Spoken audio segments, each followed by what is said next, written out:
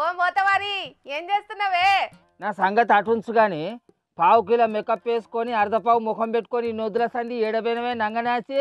అసలు నీకు పని మీద ఏమన్నా సోయినదా అనే పాస్ బండ్ల ముఖం దానా? ఏ నీకేం పుట్టింది ముసలోడా? అట్లా దొరుకుతున్నావు. జాతరలకు పోయి వచ్చినా తప్ప? ఏంది నాకేం పుచ్చిందా? ఇవాళ వచ్చి ఆ కుర్చీలో కూర్చొని ఏం చేస్తున్నవే తోతో అని ఇగిలిస్తాను. అసలు ఈ నొద్దులు నువ్వు ఏడబోయినవే? అసలు అది జోర్దార్ కుర్చీ అనుకుంటానా లేకపోతే నీ పెళ్ళికి మీ అమ్మగారు పెట్టిన వచ్చి ప్లాస్టిక్ కుర్చీ అనుకుంటాను అలకదక్కువదానా?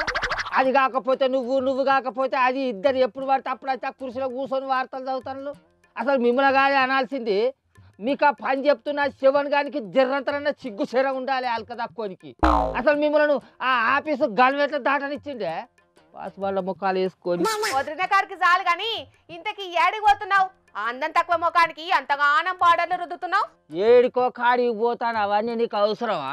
అలకదక్కువ ఏయ్ గాడిన పట్టేమరా శత్రి ఈడ పట్టుకుందిరా? నీడ నాకు పడతావా నువ్వు పట్టుకుంటావా? అయ్యో మరి మా తాత ఊళ్ళో సర్పంచ్గా నిలబడతాడట. మరి మేము పోయి ప్రచారాలు చేస్తాము అన్న సోయి ఎవ్వతి కానీ ఉన్నదా? పాస్ బండ్ల ముఖం వేసుకొని ఒకటి ఊళ్ళో పయనాలు తిరుగుతుందట. 4 మంది ఏమో నా మీద మర్రబడతాంటదట. వీళ్ళ కొమ్మకాల మొరంగొట్ట.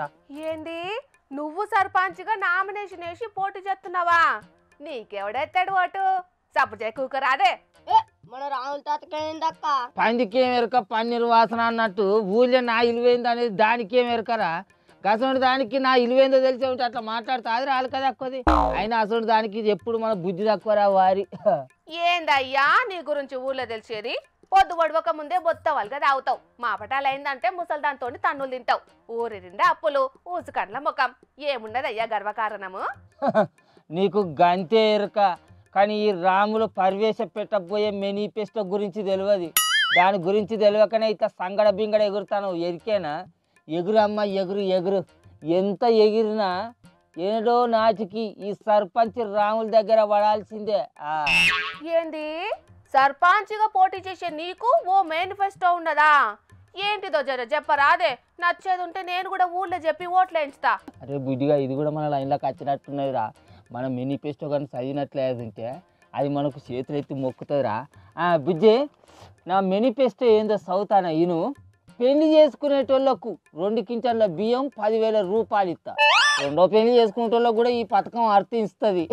కానీ ఈ పథకం గురించి ఊళ్ళో జనాలకు గెలిచేది ఉంటే ఊళ్ళో ఉన్న మొగోళ్ళందరూ నాకే ఓట్లు గుద్దుతారా మరి. ఆడలు నేను వంగబెట్టి దంచకుండా చూసుకో ముందు. జర ఆగు ఇసుక చెడకు ఇంకా మిగతా చెప్తా నేను.